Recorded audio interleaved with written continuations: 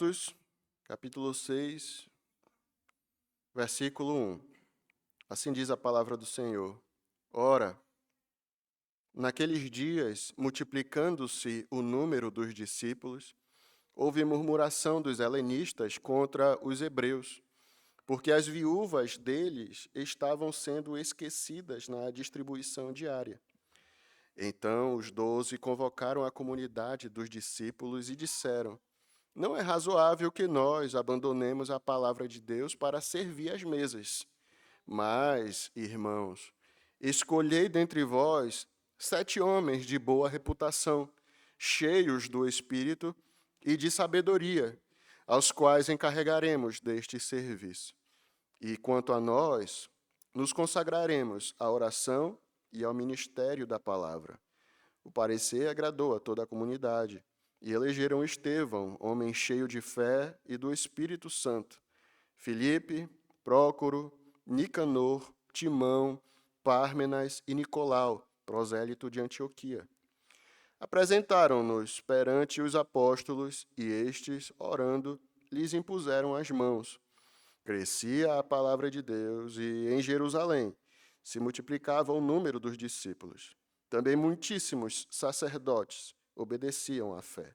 Amém? Pai querido, mais uma vez pedimos a tua direção para este momento agora que vamos estudar as Sagradas Escrituras. Nos abençoa e ser propício a nós, pecadores, mas comprados por ti, ao ouvirmos mesmo o que o Senhor tem para dizer para nós nessa manhã. Possamos acolher com mansidão a tua palavra mesmo. Em nome de Jesus. Amém. Irmãos, nós já vimos que, de forma milagrosa, de forma maravilhosa, a igreja do Senhor está crescendo. Deus, através dos discípulos, através do Espírito Santo atuando em cada discípulo, testemunhavam e assim a igreja ia mesmo crescendo. Um dia só já se converteram 5.000, outro dia 3.000, e a igreja cada vez mais ia crescendo, através do testemunho acerca do nome do Senhor Jesus Cristo. E aí também existia curas, libertações, milagres que os discípulos faziam. Lembrando que, nesta época, ainda não havia a Bíblia como temos hoje, de Gênesis a Apocalipse. O que eles tinham era o quê? A lei, os salmos e os profetas.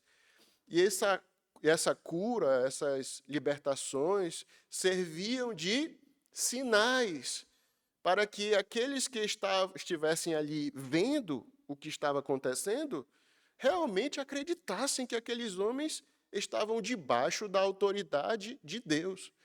Não eram milagres, por assim dizer. Não é que os discípulos marcavam, olha, venha para esse culto de libertação, venha para o culto de milagre, venha para o culto do descarrego. Né? Não.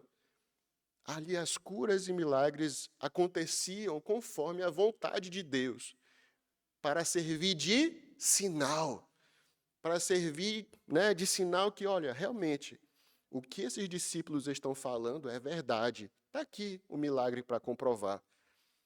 O coxo está andando, o cego está vendo, o endemoniado está liberto. Realmente, isso que esses homens estão falando é verdade.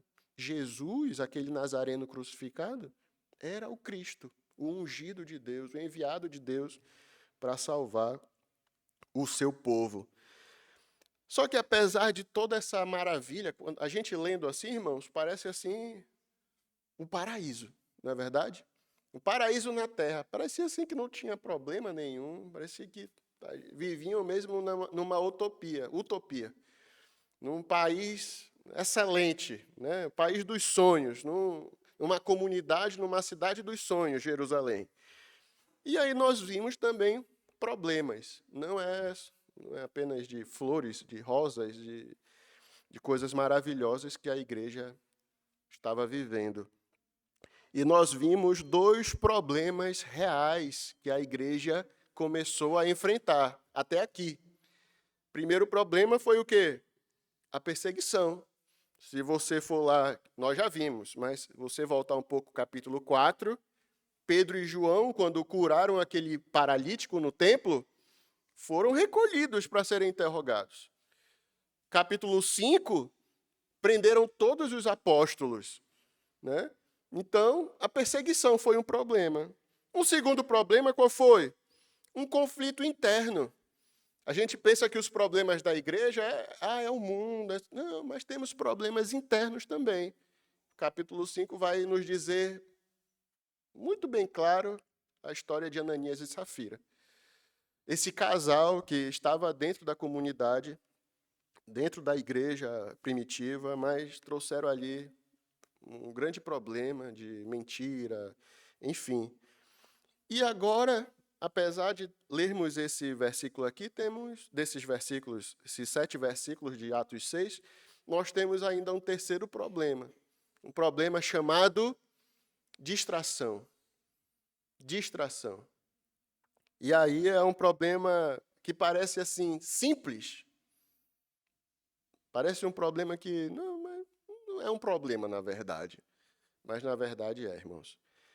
E aí a gente pode dividir esses 7 versículos em 4 pontos, né?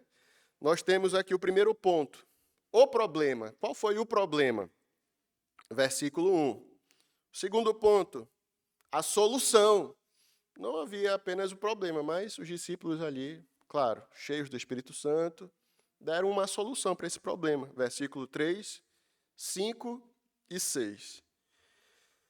Terceiro ponto, a explicação da solução. O porquê deles darem essa solução. Versículo 2 e 4. E o resultado, né, dessa solução posta em prática. Versículo 7. E aí nós vamos ver cada um desses aqui. Opa, sumiu aqui. Vamos ver cada um desses pontos. Então, primeiro, o problema, versículo 1. Depois, a solução para o problema, versículos 3, 5 e 6. Depois, terceiro ponto, a explicação da solução, o porquê dessa solução, de tomarmos essa medida. Versículos 2 e 4. E o resultado dessa solução, colocado em prática, posto em prática, versículo 7. Então, vamos lá para o problema. Qual era o problema que estava acontecendo ali? Versículo 1, leamos.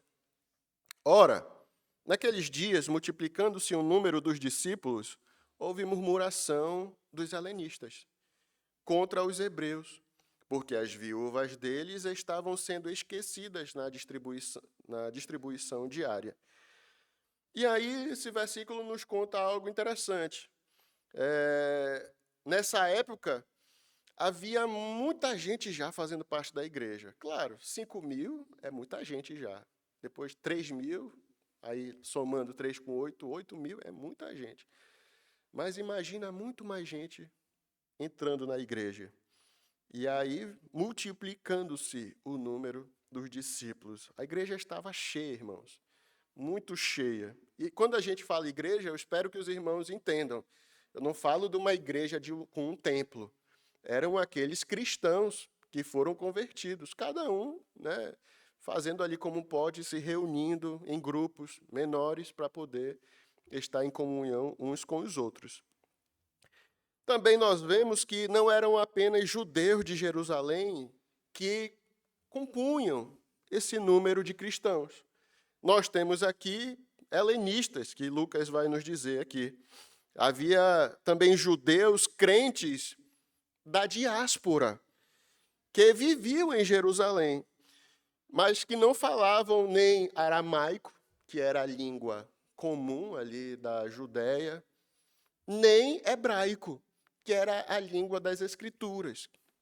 Eles liam lá em Jerusalém, ali na parte de Israel, na época, eles tinham a lei, os profetas, os salmos no hebraico ainda, mas a língua comum era o aramaico. Só que só naquela parte. Em todo o Império Romano, qual era a língua franca? A língua comum? O grego. O grego. E aí, essas pessoas, os irmãos vão lembrar que quando nós tratamos do dia do Pentecostes, nós vimos que muitas pessoas vieram para Jerusalém, participar da festa, se converteram com aquela pregação de Pedro e não voltaram mais para as suas terras. Não voltaram, né? Talvez ali não voltaram para Éfeso, não voltaram para Roma, não voltaram, ficaram ali em Jerusalém, uma vez que, digamos assim, entre aspas, o fogo está aqui em Jerusalém, os discípulos estão aqui, a pregação está aqui, eu posso saber mais do Senhor Jesus Cristo aqui em Jerusalém. Não voltaram para as suas terras, ficaram em Jerusalém. E eles não tinham a língua hebraica, não falavam o aramaico. Então, eram esses judeus que viviam na diáspora, mas que estavam em Jerusalém. Também na cultura dos judeus, era meio que o sonho dos mais idosos viver o final dos seus dias na cidade maravilhosa, na terra ali de Judá, em Jerusalém, mais especificamente. A terra, né, a cidade do rei Davi. Acabar os seus dias lá. E aí, os aposentados, né, ali, aqueles que já estavam no fim da vida, vinham para Jerusalém, vendiam suas coisas, vinham para morar e terminar os seus dias e serem sepultados em Jerusalém. E acabava tendo viúvas, né? Vinha um casal de idosos, o marido morria, ficava viúva, ou o contrário, ficava viúva, enfim. E aí estava cheio disto, né? Principalmente aqueles que viviam em outras terras, né? Olha, eu nasci e cresci em Filipos, mas eu sou judeu, né? Mas eu nasci em outra terra, nasci em outra cidade. Meu sonho é terminar os meus dias lá na cidade do rei Davi, lá na cidade do templo, em Jerusalém. E aí é essa a realidade ali da época dos discípulos, né? E aí nós temos que essas pessoas estavam necessitadas. De certa forma, irmãos, a gente vê que, embora a harmonia, a união, a comunhão, que era algo marcante na igreja primitiva, acontecesse, eram pessoas unidas, querendo ou não, a diferença linguística acaba um pouco separando em grupos, né? A cultura. Mesmo assim, por exemplo, aqui eu estou vendo ali a Anne tentando traduzir ali para nossa irmã.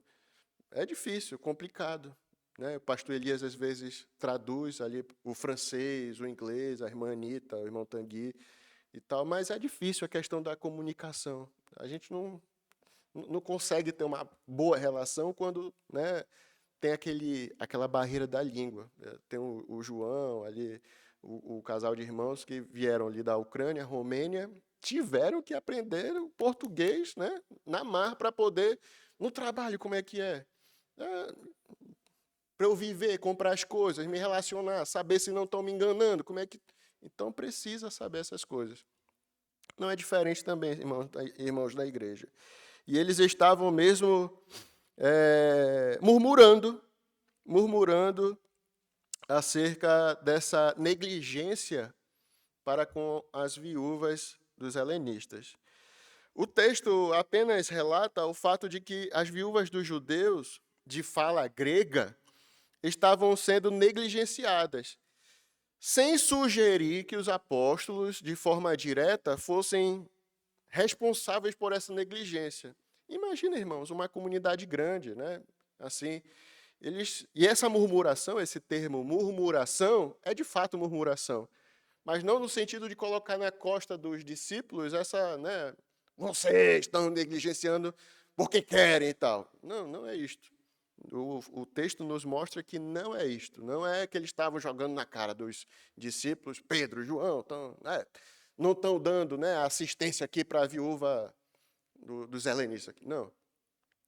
Mas o texto não sugere isso. Mas era o que estava acontecendo.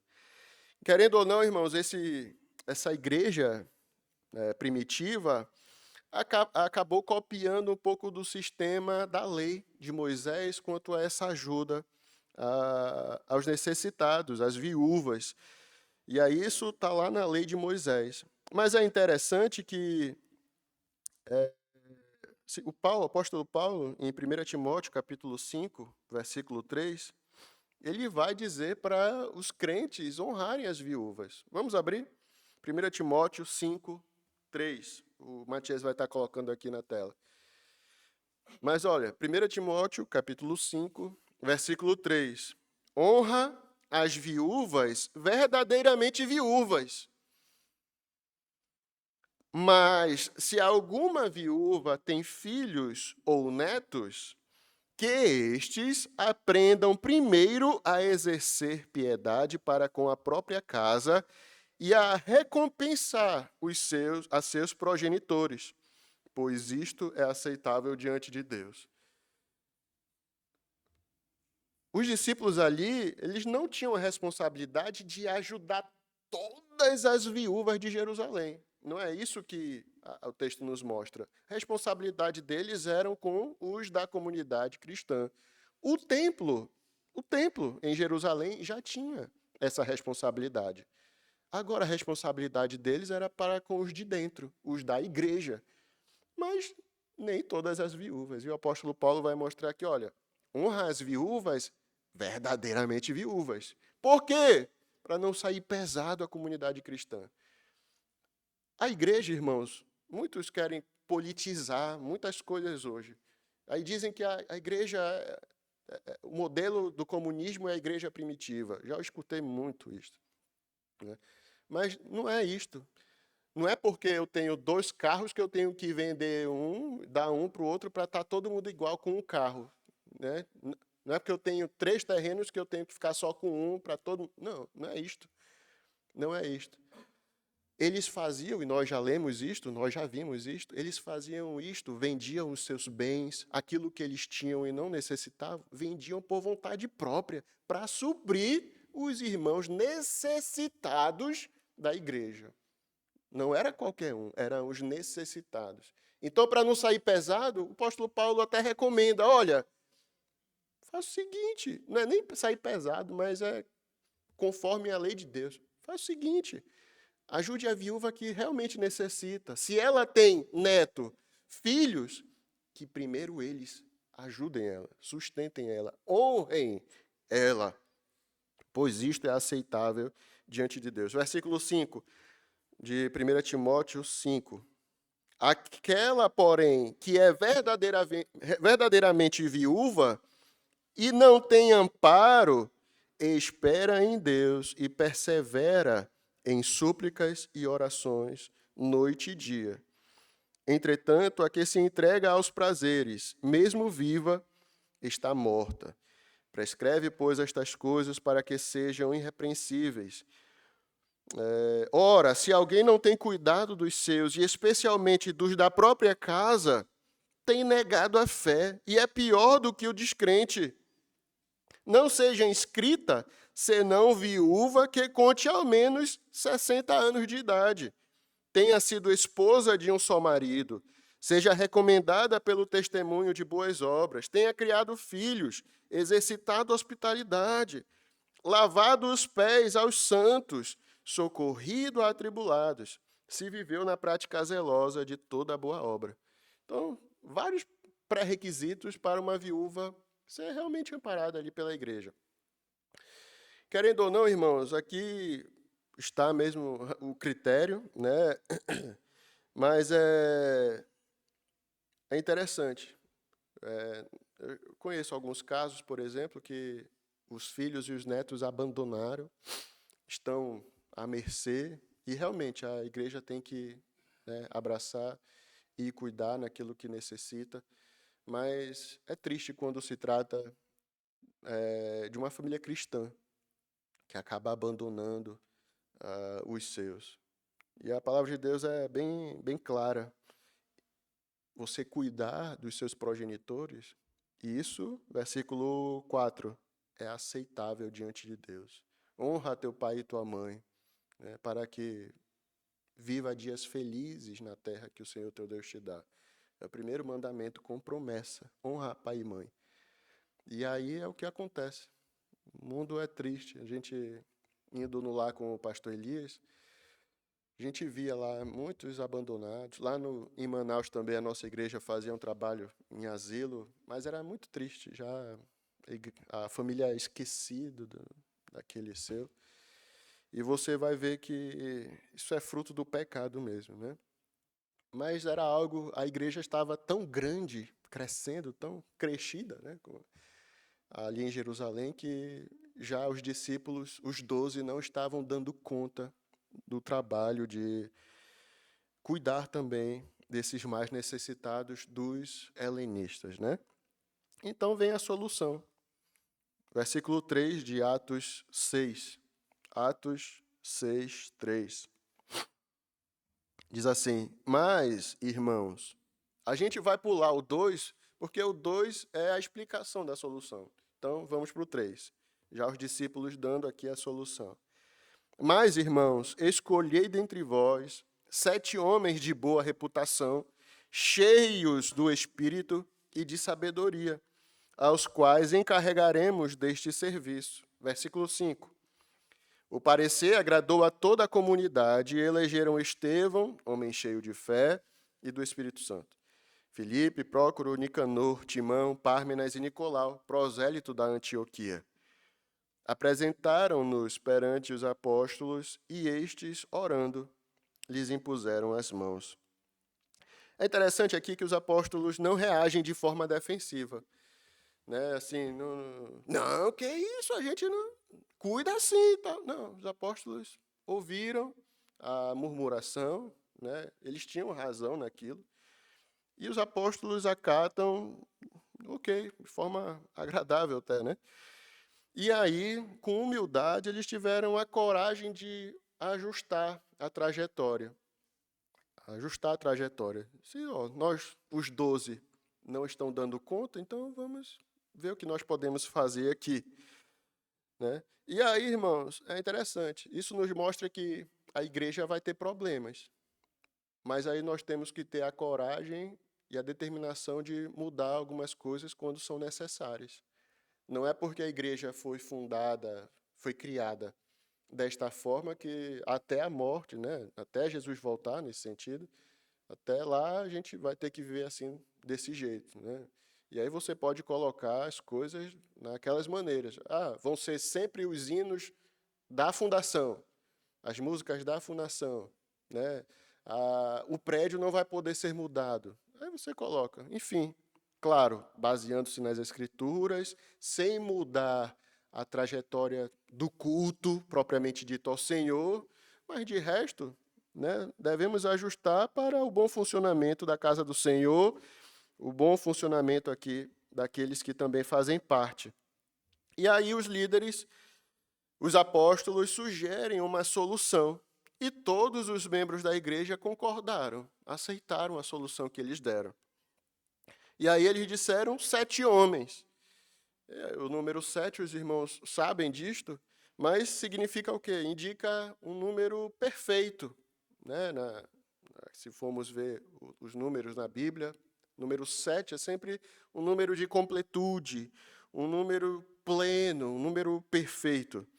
E aí, quais eram as características desses 7 homens? Nós temos 3 características, pelo menos só nesse texto. Né?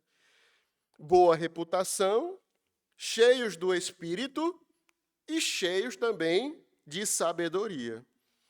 O que é boa reputação? Essa reputação, boa, não uma má reputação, nos dá a entender que teriam que ser indivíduos, irmãos, homens testados, homens experientes que tivessem sido dado testemunho bom na comunidade, não apenas dentro da igreja, mas aquelas pessoas que lá fora as pessoas pudessem olhar e ver e dizer: esse Estevão aqui é um homem realmente de bom testemunho, de um bom caráter. A gente conhece ele, vai ali, faz negócio, compra, vende. É um homem que não temos nada do que falar contra. Note que não é um bom testemunho dentro da igreja, porque dentro da igreja é fácil dar um bom testemunho. É fácil você olhar para mim e dizer: olha, o pastor é um homem que, né, Não prega tão bem, mas está falando ali da palavra de Deus, falando aqui os versículos, está aqui dentro. Né? Tem a família e tal, a mulher toca, os meninos vêm, participam. Mas você conhece o pastor Jander fora daqui? Né? Como é que é o pastor Jander lá fora? O difícil é lá fora, irmãos. E é triste quando nós ouvimos dos de fora, por exemplo, patrão, eu contratar um crente, um evangélico, contrato não. Mente muito, só traz confusão e problema aqui para dentro. Só quer brigar, né? Aí, quando a gente vai ver, aquele crente ali, ó, que trabalhava aqui, já está com o marido da outra, ou já está com a mulher do outro. E aí você vai ver que mancha o testemunho até da igreja. Né? Bom testemunho, irmãos. Quer estar, né, que esses homens aqui vão servir na igreja? Em primeiro lugar, bom testemunho. Não apenas com os de dentro, mas com os de fora. Tinham que ser pessoas testadas, que as pessoas testificavam favoravelmente acerca deles. Não podia estar envolvido em qualquer escândalo, qualquer coisa que manchasse a moralidade ou a honestidade dessa pessoa. Até porque ele ia mexer com o quê? Com recursos. Ia ajudar os outros, ia mexer com recursos. Como é que eu vou tratar com alguém que já tem uma coisa, um suposto, né, furto, um suposto desvio, está devendo, né, €1 ali no... já... Não, uma pessoa com boa reputação. Mas também cheios do Espírito Santo. E esse é um dom, irmãos, esse é uma característica importantíssima para a seleção dessas pessoas, porque tinham que ser homens com o fruto do Espírito Santo. Imagina, irmãos, ter que ouvir murmuração, reclamação. Tinha que ser uma pessoa, não com um pavio curto, né? Que a pessoa viesse, ei, está faltando não sei o quê. Ei, está faltando nada, rapaz, coloquei aqui semana passada e tal, não sei o quê. Não, uma pessoa com domínio próprio, uma pessoa cheia de amor de Deus, uma pessoa pacífica, uma pessoa que tivesse mesmo, em outras palavras, cheia do Espírito Santo, que tivesse os dons do Espírito Santo. Benignidade, bondade, fidelidade, mansidão, domínio próprio. Tinha que ser marca desses homens. Né? E aí, o primeiro, por exemplo, que Lucas escreve é Estevão. E a característica desse homem era cheio de graça e do Espírito Santo. E ele realizava prodígios e tal, mas você vai ver que deveria ser uma marca significativa nesse homem. Então, boa reputação, cheio do Espírito Santo, mas também cheios de sabedoria. Não só, e é importante isso, não só uma sabedoria espiritual, uma sabedoria que a gente vê que, olha, essa pessoa sabe muitos versículos da Bíblia. É uma pessoa que, né, que a gente vê que é aplicada nas Escrituras. Mas você vai ver, eu estou exagerando, mas vai perguntar quanto é 1 mais 1, não sabe. Né? Aí como é que vai trabalhar no meio das coisas? Né? Uma pessoa que deveria estar cheia de conhecimento, claro, espiritual, as Escrituras, mas também conhecimento da vida, do mundo. E isso complementa aquela pessoa que tem um bom testemunho, uma pessoa vivida. Por isso, irmãos, que não dá para eu... Vou usar o Matias aqui, que é de casa, né? Não dá, por exemplo, para eu colocar o Matias como, né, uma pessoa que descreve aqui um diácono, porque o Matias ainda é jovem. Né? Deveriam ser homens já vividos, experimentados, que tivessem já uma bagagem de vida. Mas não é só a parte material, cheios do Espírito Santo, para poder cumprir ali com o propósito para o qual estavam sendo designados. Servir à mesa das viúvas de todos, né? Não só as viúvas dos helenistas, mas cuidar de toda essa parte da mesa dos irmãos ali da igreja primitiva. E aí nós temos a comunidade que gostou dessa sugestão que os apóstolos deram, né? Aprovaram. Versículo 5 de Atos 6. Atos 6, 5. O parecer agradou a toda a comunidade. E elegeram quem? Estevão. Falamos aqui, eu não vou entrar muito porque a gente vai tratar dele depois, mais para frente, né? Logo aqui em seguida. Já é a morte do Estevão. Então, a gente não vai passar a ficar muito nele. Mas Estevão, homem cheio de fé e do Espírito Santo. Já pensou, irmãos, você ter um testemunho desse a seu favor? Já pensou as pessoas dizerem, olha, o pastor Jander é cheio de fé e cheio do Espírito Santo. Ainda mais a própria Bíblia dá uma descrição dessa. É algo louvável, irmãos, é algo que deveria ser a nossa meta, né? Conseguir um testemunho desse a nosso favor. Como é que as pessoas testemunham a seu respeito, né? Como é que você é conhecida na faculdade, na escola, no trabalho, né? Nos vizinhos, no mercado, como é que ele vê? Podem dar um bom testemunho de você? Teu patrão, teu colega? É complicado, irmãos. É complicado porque a, a gente tenta o máximo esconder quem nós somos de fato, de verdade. A gente está vendo no Gênesis ali o homem pecando, Adão e Eva pecando, e a primeira reação deles, o que é? Se esconder e pegar folhas de figueira para esconder a sua nudez. Não quer que as pessoas vejam quem você de fato é. Querem sempre maquiar, né, colocar ali um penduricalho para se mostrar a melhor pessoa possível. Mas tem alguém que nos conhece profundamente. E esse alguém é Deus. Ele conhece o nosso coração.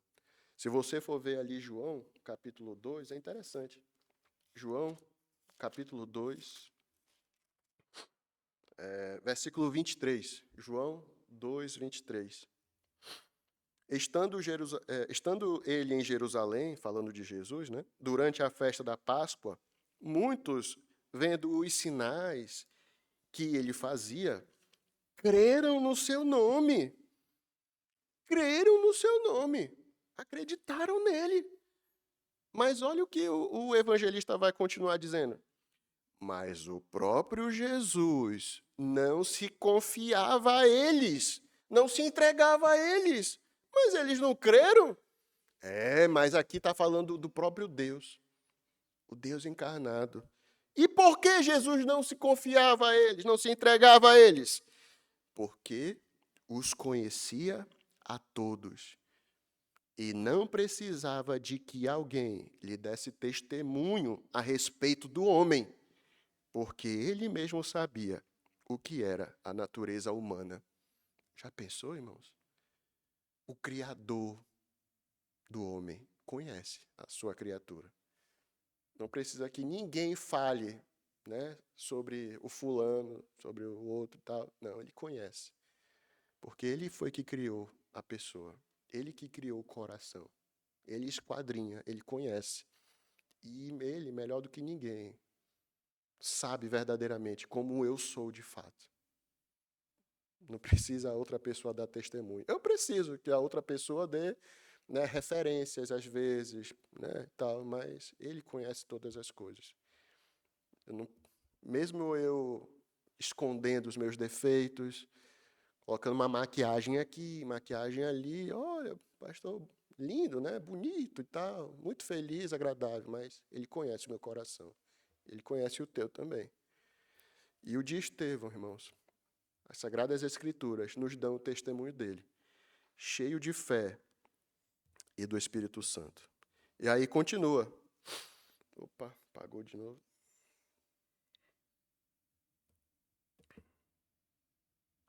Prócoro, Filipe, Esse Filipe, irmãos, era o evangelista Filipe, não era o apóstolo, o discípulo Filipe.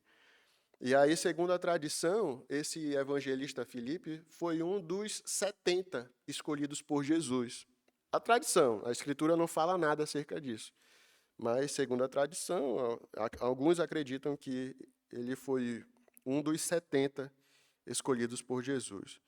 Prócoro, e aí nós não temos também outras informações acerca desse Prócoro nas Escrituras.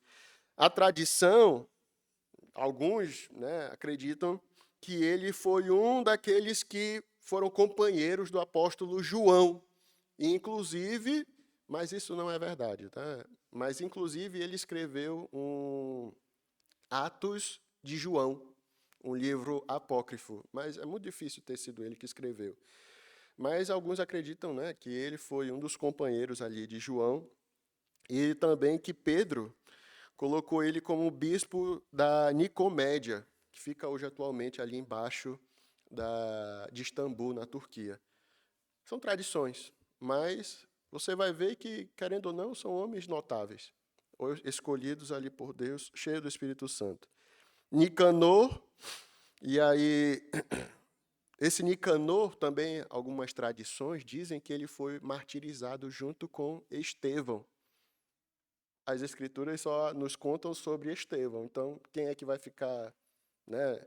Quem é o verdadeiro? É a Bíblia ou a tradição, né? A Bíblia. Mas alguns colocam nele também como sendo martirizado junto com Estevão. Timão, não temos informação. Pármenas, também não temos informações sobre Pármenas. E Nicolau. E aí esse Nicolau é interessante que ele é o último posto aqui, né, o relato dele, e aí ele vai dizer, prosélito de Antioquia, nos dando a entender que, olha, foi escolhido também a igreja de Jerusalém não era uma panela de só judeus. Não, só os judeus vão fazer parte aqui do diaconato, da liderança. Mas tinha lá também um prosélito da Antioquia, alguém que era estrangeiro e foi colocado aqui também, com certeza um homem cheio do Espírito Santo, com uma boa referência, né, um bom testemunho ali dos de fora, e também cheio de sabedoria, um homem experimentado. Apresentaram-nos perante, versículo 6 de Atos 6, apresentaram-nos perante os apóstolos, e estes, orando, lhes impuseram as mãos. E aqui os apóstolos repetiram ali um gesto do Antigo Testamento. Quando Moisés vai passar ali e apresentar Josué como o próximo após a sua morte. E temos esse relato lá em Números, capítulo 27, verso 21, 22 e 23. Não, por causa do tempo, a gente não vai abrir e ler. Mas isso também, tudo isso, irmãos, nos remete a algo que aconteceu ali no Antigo Testamento. Você vai lembrar que Moisés estava muito cheio de tarefas. O povo saiu ali do Egito, foram libertos, entraram ali naquela área do deserto e as pessoas vinham com Moisés trazendo as demandas. Muitas demandas o dia todo e ele não tinha tempo mais para nada. A ponto do Jetro, o seu sogro, dar um bom conselho para ele. Olha, Moisés, por causa do povo tu vai, né, morrer? Tu está te afadigando por quê, rapaz? Faz o seguinte, escolhe pessoas que possam te ajudar, possam julgar junto contigo e tu ficar com as demandas, né, mais prioritárias, digamos aqui, mais importantes. Mas não fica afadigado assim, o povo é grande. Já pensou uma multidão daquela saindo do Egito e Moisés tendo que lidar com todo mundo, um único homem? E aí nós vimos que foi um conselho do Senhor mesmo, Moisés fez isso e aliviou a carga que ele tinha. Nós vemos a mesma coisa aqui com os discípulos, escolhendo ali 7 para estarem juntamente com eles, cuidando e servindo à mesa. E aí nós temos o terceiro ponto. Nós vimos já o problema, a solução, e agora nós temos a explicação dessa solução. Por que tomar essa medida? Né? Por que Pedro não quis? Não, as coisas vão ficar com a gente mesmo. Contar o dinheiro, fazer a repartição é com a gente. Não. Ele vai dar a explicação da solução. Vamos dividir essas coisas, a carga, sobre nós. Então, versículo 2 de Atos 6. Verso 2. Então os 12 convocaram a comunidade dos discípulos e disseram: não é razoável que nós abandonemos a palavra de Deus para servir às mesas. E quanto a nós, versículo 4. E quanto a nós, nos consagraremos à oração e ao ministério da palavra. Os 12 aqui, irmãos, é interessante que eles falam aqui, o que Lucas relata, não foi que eles disseram assim, olha, realmente, não é razoável que esqueçamos das viúvas dos helenistas. Foi isso que ele escreveu? Não. Que falou assim, não é razoável que abandonemos a palavra. A prioridade, irmãos, é a palavra de Deus. A prioridade. E isso eles colocaram muito claramente aqui na sua fala. A tarefa principal deles era ensinar e pregar o evangelho da salvação. Não que servir os necessitados não fosse importante, mas é uma questão de prioridade. Prioridade. Na sua vida tem prioridades, não é verdade? Você tem prioridade. Para a semana, você já está pensando, o que eu vou fazer? O que eu vou deixar de fazer? O que eu vou deixar para depois? O que eu vou fazer primeiro? A prioridade aqui, onde que eles mostram, é que não é razoável que abandonemos a palavra de Deus para servir as mesas. É importante servir as mesas, mas não é razoável, não é uma coisa boa nós negligenciarmos a palavra. A prioridade, a primazia é a palavra. E aí, irmãos, nós vemos no próprio discurso de Cristo Jesus a mesma ideia. Se você for ali para Mateus capítulo 4, Jesus é tentado por Satanás. Jesus está já há 40 dias sem comer, e aí Satanás vem para tentar mesmo tentá-lo. E aí, no versículo 3 de Mateus 4, o tentador vai dizer: então o tentador, aproximando-se, lhe disse: se és filho de Deus, manda que estas pedras se transformem em pães. 40 dias eu tivesse esse poder, eu acho que eu ia na hora. É verdade, vou fazer aqui, né, um pão aqui alentejano, um pão brioche. Um bom português a gente fala lá, estou brocado de fome, né, dá aqui um buraco na minha barriga. Fazer agora. Mas Jesus nos mostra qual é a prioridade. 40 dias, irmãos, sem comer, mas ele não caiu. E olha o que ele falou, versículo 4. Jesus, porém, respondeu: está escrito, não só de pão viverá o homem, mas de toda a palavra que procede da boca de Deus. Eu estou com fome aqui, mas o mais importante é que o homem viva da palavra de Deus, que procede da boca de Deus. Outro exemplo, você quer? Na multiplicação dos pães e peixes. Jesus passa o dia ensinando a multidão. Homens, mulheres, crianças. Chega no final do dia, aí Jesus vai falar, alguém vai lembrá-lo, depende da multiplicação que você vai ver.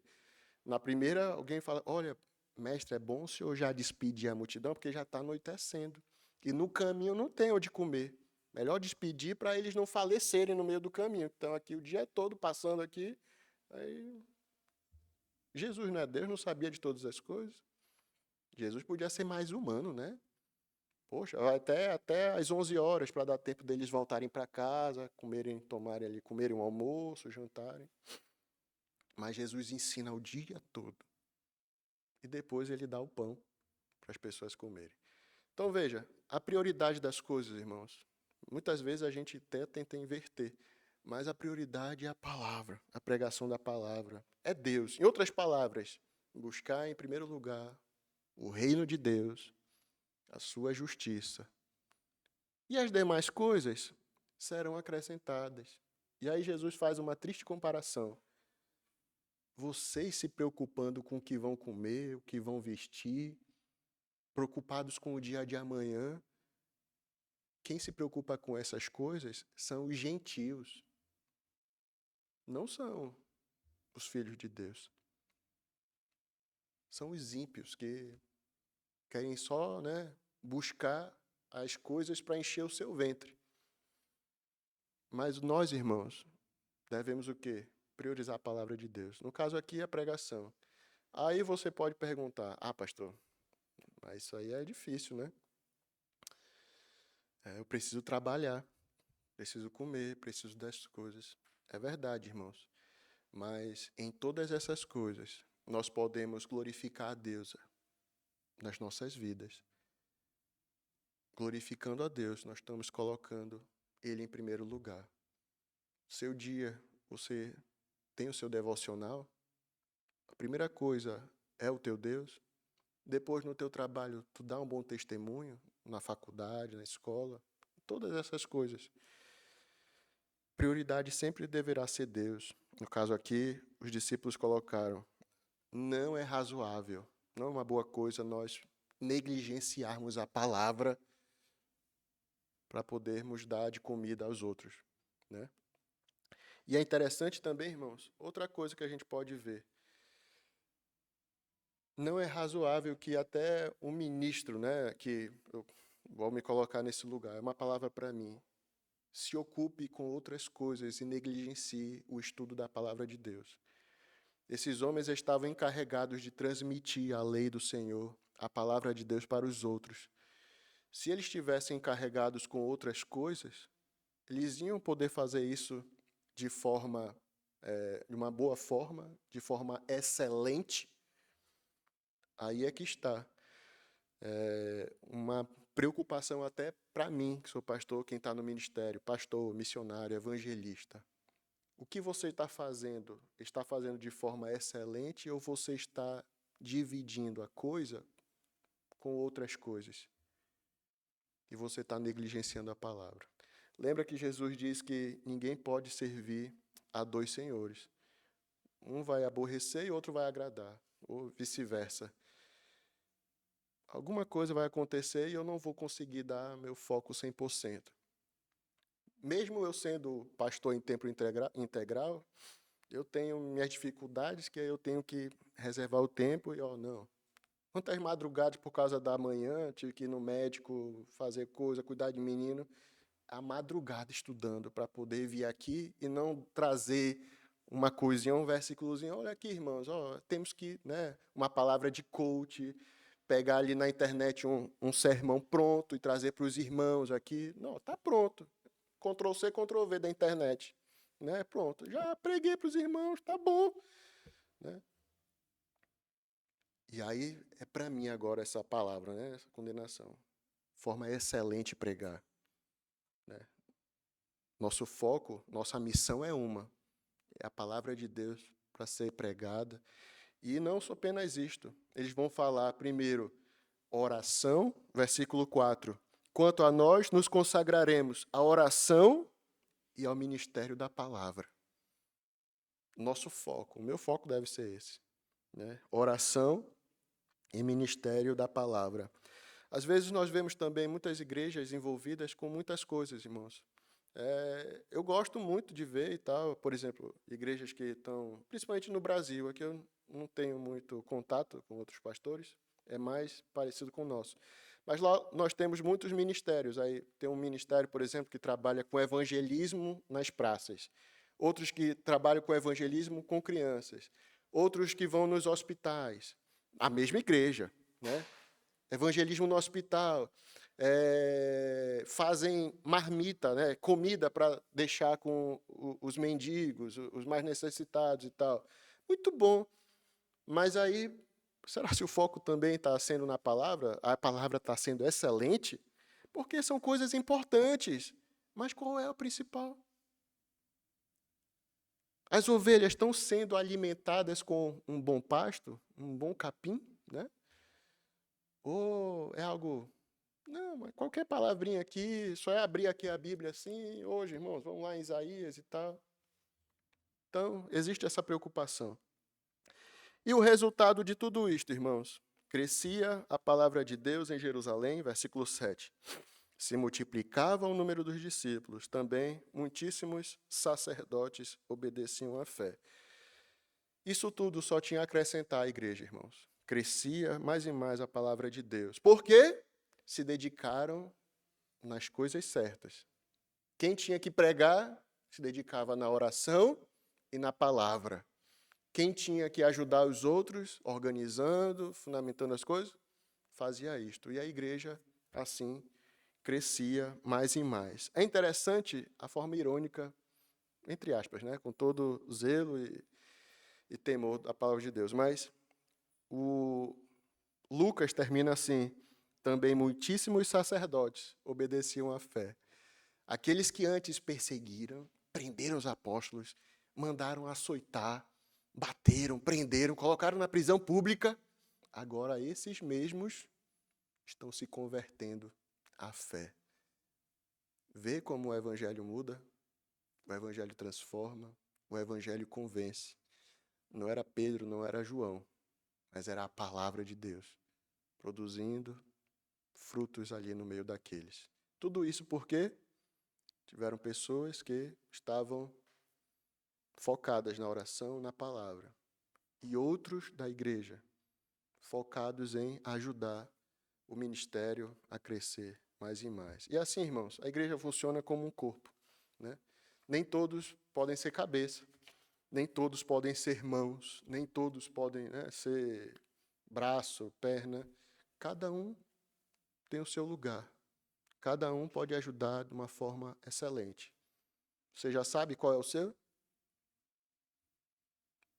que você está fazendo para Deus? Oremos. Senhor Deus, obrigado por esse dia. Te agradecemos, Senhor, porque Tua palavra nos ensina, nos exorta, nos edifica, Senhor. Nos ajuda mesmo a crescer mais e mais em sabedoria. Também possamos dar um bom testemunho para os de fora, Senhor. E assim, nos ajuda também a sermos bênção aqui em nossa igreja, te servindo, te glorificando através de nossas vidas. Em nome de Jesus. Amém. Deus abençoe, irmãos. Muito obrigado.